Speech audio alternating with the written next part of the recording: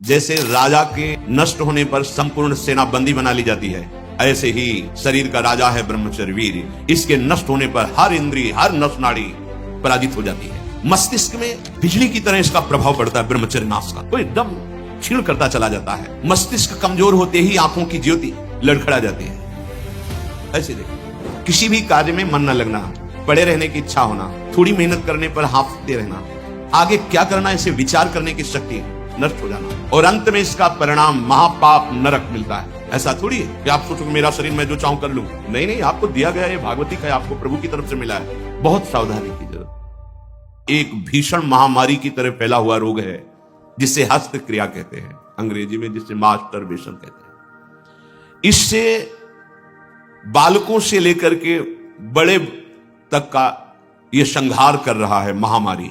कौन सी महामारी? यह हस्त मैथुन, यह हस्त क्रिया। इससे बढ़कर नाशकारी कोई रोग नहीं है। बहुत ध्यान देने योग्य बातें हैं।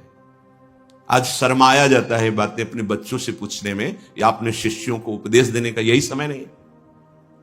उपासना की नींव तो मजबूत होनी चाहिए, तब तो उपासना का मैल खड़ा रहे। कैसी बातें कर, क्रियाएं कर रहे हो,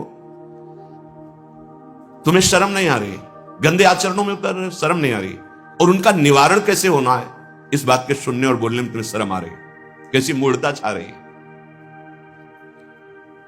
ये कराल काल के पंजे में फंसा करके जीवित रहने पर भी मुर्दे के समान कर देता है।